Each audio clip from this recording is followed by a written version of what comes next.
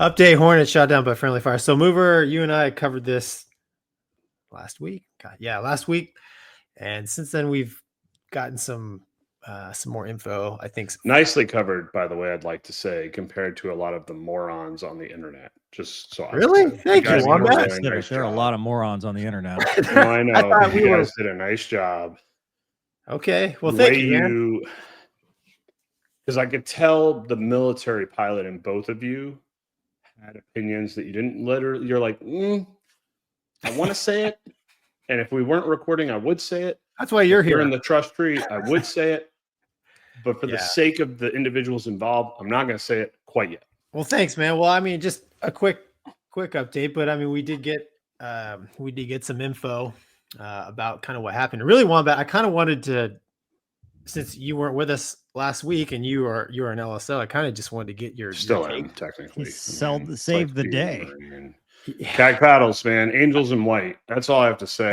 Anyway, hold your questions to the end, Wombat. Let the man speak. Let him tell the story. So a couple little details, and I don't want to muddy the waters on any investigations going on, so I just keep it pretty general. But kind of like we talked about last week, Hornet in and around the local area of the ship. So inside of maybe 10 or 15 miles of the ship. And as you know, Wombat, everyone's up button one, right? Everyone's sitting on their hands, fat, dumb, and happy. You're in your safe.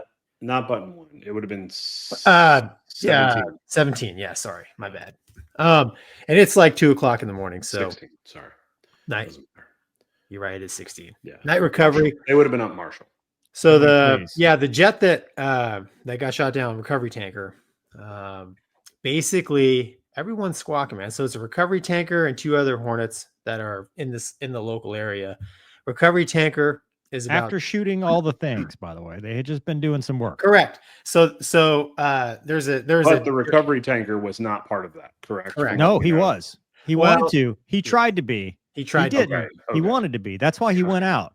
Correct. Yeah. Okay. So there was a real world DCA going on because there was drones in and around. Defensive counter air. Correct. Defensive counter air. Okay. They were doing their thing. They're coming back. 5 wet tanker, right? So you got a couple of Hornets joining on the tanker. That's 5 drop tanks. Correct. 5 drop tanks because I'm the little whatever. No, we need it. If Mover can understand what we're talking about, then everybody else can too. So that's perfect because we go on tangents. So this is good. So I guess there was a profiler route that they had to take to like stiff arm the destroyers and the missile boat, just to let them know, hey, these are Hornets coming back, and they did that. We talked a little bit about that last week, Mover, as far as known routes coming back. And I guess the tanker, they're just kind of doing their thing, and Hawkeye goes down and passes control to the missile boat, the Gettysburg. And who's the guard, by the way? Job, by the way. He's doing plane guard, Gettysburg, right? Really did a nice job taking over. He was doing plane guard. What is plane guard? Plane guard is, there's 2 ways we do it. Okay. It could either be a helicopter or it could be a ship. It's usually a ship because it's easier, but the helicopter can do it in a pinch. When you're an LSO, it's very difficult to see where the horizon is, especially in certain conditions. So they will park a ship or they will park a helicopter behind the aircraft carrier on the approach course. And that way, when I'm on the flight deck and I'm waving, I can reference those satellites here and know where the horizon is. And then I can take a look at where the jet is on the glide path. If I don't have that, I'm just looking at a black hole, but I have no reference point. So the plane guard gives the LSO a reference to then be able to tell if you're high, low, or on glide. That's basically what it is. LSO is the landing signal officer. Or angel in white. So the Hawkeye goes negative primary. They pass control to the boat. So I'm not sure which boat that is, but Hawkeye being the command and control AWACS E2. E2. But that's normally kind of up there managing doing kind all of the things. The UFO dome spinny thing on but just because I thought about that too when I read that the Hawkeye went down. Very rare is the Hawkeye in control of radar recovery. That would be a case 2. Yeah. Yeah. And And that's you're right, not it what is they were doing. So it's It is- very rare that the Hawkeye is actually controlling the aircrafts down to landing. So the tanker here is they're making their descent towards final bearing, which is the final, basically final along. It's nighttime, right? Because it's in the morning, a long final for the recovery on the ship. When they see the missile launch, and at first, their initial reaction is like, I can't believe they're shooting drones with with SM2s, and then they notice that. It is guiding on them. It is tracking on them and staying in one spot in the correct. And there's not much discussion between the pilot and the Wizzo, but the pilot pulls the handle and they punch out, and the missile takes out their jet. They spend an hour or so in the water before in the Red Sea. I thought it was just 20 minutes. I think they got. They were in the water. They were in the water a while. Yeah, it was like an hour. They were in their raft. It took about 20 minutes. He said to get in the raft. Yeah, Gotcha. I don't care, man. Like that. So he preemptively ejected. He's like, that thing is going to hit me. Yeah. Hey, you want to get out? Well, because he's 5 wet. He's doing 300 knots. That's the thing. They're everything's fenced out. off. They have no countermeasures. Yeah, correct. Everything's off. And so do you turn your RWR off too? Yeah. Do a lot of times. Yeah, it's just distraction. Well, dude, you don't need. Because think about it. If you get painted by anybody when you're trying to land on the ship, that's the last thing. It's distraction. Yeah. So.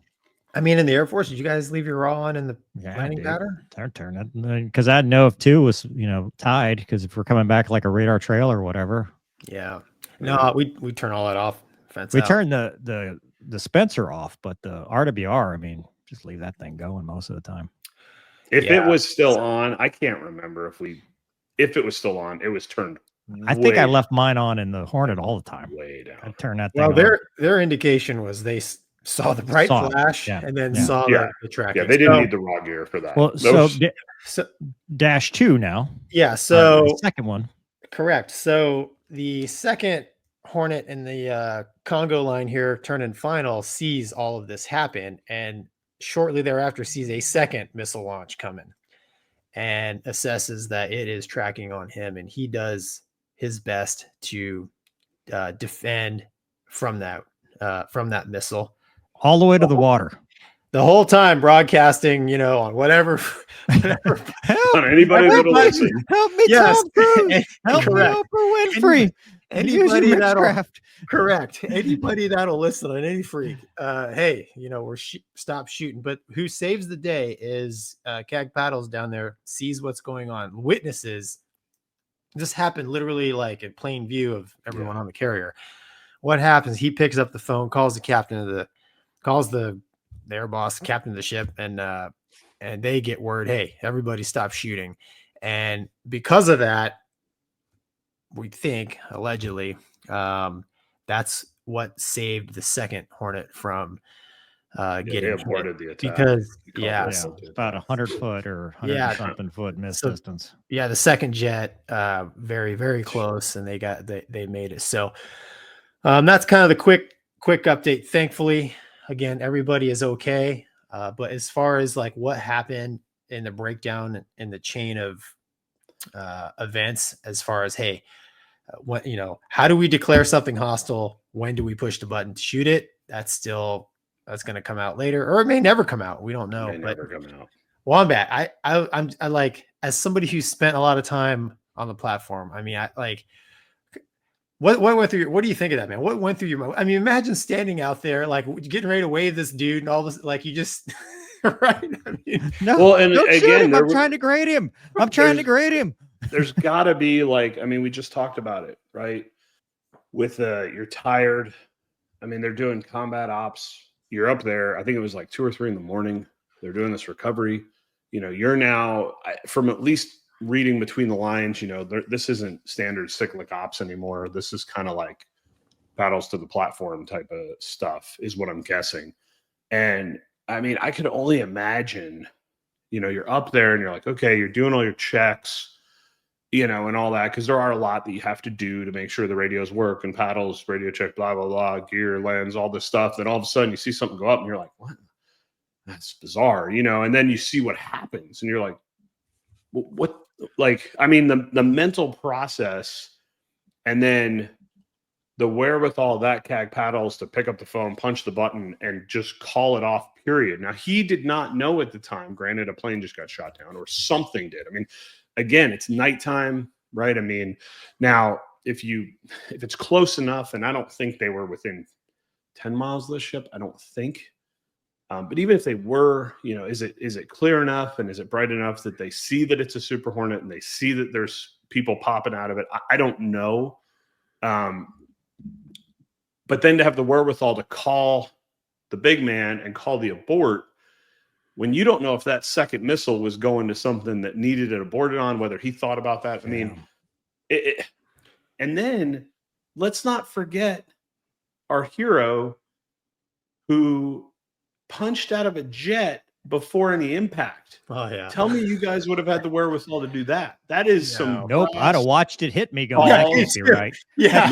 That can't be Like, right. No. You have massive cojones to pull that, because I'll tell you what, you're either a 1 or a 0, man. Oh yeah. Because if you screw that up, like, at minimum, you'll get a new call sign. that's the least of your problems. Right. That's the least of your problems. I mean, you inadvertently punch out a crew and then that plane's just flying around. Yeah. I mean, dude, so bravo to him. Wombat, do you guys, I'm just curious now, do you ever check in with the plane guard as a CAG pals? Like, hey, you guys are too close, too far. We can't see. Not usually. No. More lights. It's not. They're just where, I mean, dude, they're swows. They live their life at 10 knots. Like, give me a break. Like, it's just like, be behind the ship. Like, that's all we need. I'm not asking you to do anything. The funny part about this, and it came out that they got picked up by the Gila Squadron. So again, props to those guys, rescue swimmers jumping in there. I mean, there's so many, everything worked right after everything worked wrong, which is a kudos to naval aviation, right? Like, you take the absolute worst scenario that you could possibly imagine. I mean, think of how many times you've landed on a ship. Getting shot down by your own forces is the last thing. It never even clued into your mind. Never once did you think about, when you were coming in on case 3 at night, like, man, I really hope the destroyer doesn't shoot me down. Like, not one. And anybody who's like, I thought that, bullshit. You didn't think that. Save me from a no grade. Yeah, you were in the trust tree at that point, right? Like, you're back. It's like, okay, I am 100% focused on this landing because I don't want to kill myself. So it went the absolute worst that it could possibly go. And then immediately naval aviation kicked in, right? And everything worked. And they got the guys out of the water. They saved the second jet. I mean, nobody talks about that recovery. How would you like to be -2? And they're like, all right, man, take Angels 1.2, turn left to this heading. You're coming back around. Like, still not land on a ship. At that point, like, you're Cougar. Yeah, dude. Yeah, guess what? I'm raw gear on. Kids, sir. Dispenser's on. I've never even seen them. Dude, I mean, like, the amount of mental energy it takes just to do it once. Do you remember if you bolted, or when you had to do those god awful night touch and goes at the rag? Yeah, those were the worst things ever, because you put all your energy into one and then you still have to go back and do it. Yeah. This should be the opening scene to Top Gun 3. Yeah. Imagine your homeboy just got shot down in front of you and you just missiled deep to the deck. People. And it's like, yeah, we're going to need you to come back and do the hardest thing in aviation. Just real quick. Just, we got you. Paddles contact. Like, can you tell the Gettysburg to go to the other side of the working area? I don't trust him. I don't trust him. It's like, I need more time to maneuver. Oh my goodness. Like, I mean, well, so it does bring up a point that I think is lost here. What are we doing? Dude, what are we doing? Because we're about to talk about, the Russian shoot down of an airliner because of a drone threat that they think is happening. We are shooting down drones with the same thing. $1 million missile worth of missiles. Yeah. With these, like, the fact that the Gettysburg was even prepped to shoot down a drone, they thought, we have got to figure out some better tech, because if that's all it takes is overwhelm our defenses and we'll start shooting ourselves down. It's gonna be a short war for any country, not just us. Russia's doing it too. Yeah. I mean, we're hitting, what is it, the fly with the hammer? Like, what are we doing that we're using weapons that were designed against the Russian horde of bombers and fighters against $35 drones. Like, Hey, we need Boomer. better tech. I rest my case on BFM is never dead. And the gun is always required in a fighter, dude. Because listen, if we're doing blue on blues and the Russians are doing blue on blues, like you're gonna need your BFM skills in your gun if it ever hits the fan. Just say it. I just, to me, it's we need to solve this problem. Cheaper. Not just because, yeah, from a financial perspective, if the enemy, all they have to do is saturate us to the point that we're idiots, we're losing. Like, it doesn't matter if we shoot down every single drone. When you spend, $2 billion to $150, you're losing that fight, whatever it is. It's an exaggeration. I know people don't understand hyperbole and exaggerations of a fighter pilot, but what I'm saying is this maybe should prompt a paradigm shift in how we approach these things. And I don't know what it is. I'm not that smart. We need the engineering types to come out. Lasers. Like, if I'm doing it, we're getting lasers. But if somebody else is doing it, I don't know what else you got. EMP guns. Well, Trons. see, I think you need to. I think it needs to go the opposite way. I think we need to train in a more degraded environment. That's the thing, because if you're going to be overwhelmed and you're going to lose the Hawkeye, which means you probably lost some of the link, maybe some of your SA, and you don't even know that you have 3 dudes landing on a ship on a recovery, you might be relying a little bit. I'm just saying, a little bit too much on the automation. That's true. That's true. You know what I mean? But still, you the may have fact to that dumb it down. we're in The this idea in the area, gun. and we're like, this is not the first time. Gonky has talked about this, about what happens when they get through. What happens when it's the gun on the ship is taking out the drone. Like, the fact that we're having this discussion tells me it doesn't matter how degraded, how contested, or whatever. We're doing this wrong. We are taking our conventional weapons and fighting unconventional wars, and we are not adapting to the threat. We're trying to use what we have against something. Like, dude, how much does a 9X cost every time you shoot one of these things down? More than a drone. More than a Houthi drone. That was definitely when I read about it, I thought about, I'm like, we're doing what with what? How like, much? We're sending Super Hornets up against drones? Like, well, how what? much does the stupid missile that shot down our Hornet cost? How much is that? That's got to be $1 million something, right? No, At least. Sure. So what was it like? Okay, let's say the Hornet wasn't there and it was shooting a legitimate target. Why? What was what? Why? Yeah. Well, dude, how damaging is this drone that you need to lob $1 million missile at it? Yeah. I mean, well, the bottom line is let the gun shoot it. We just don't have a developed anti-drone defense system. All of our stuff is for airplanes, cruise missiles, guided missiles, right? Bombers. Yeah, we're behind. I mean, I hate to say it, but we're behind, and we're very much behind. But we've done this our whole careers. We've fought behind all the time, and the X factor that makes our military great in the past is the individuals that are operating it. But if there is a degradation in that, whether it is because they're not training the same way, they're worried about cybersecurity and making sure you take your CAC card out of your CAC reader before you go get chow, or else somebody might send an email. We're concerned about all these other things. Maybe, oh, by the way, recruiting is down. So maybe ships, I don't know this, are they being manned with the same number of people? If they are, those people are deploying like crazy. Quality of people. Well, it might not be the same quality of people, right? So now you get people that are exhausted, that have been deploying like crazy. They're in this mental state of just like, it's another day, whatever. It's the same thing. And it's like, oh crap, they're actually coming. And that Swiss cheese model that we've all heard about, that fatigue factor, there you go, is a factor. And we've all operated in that world.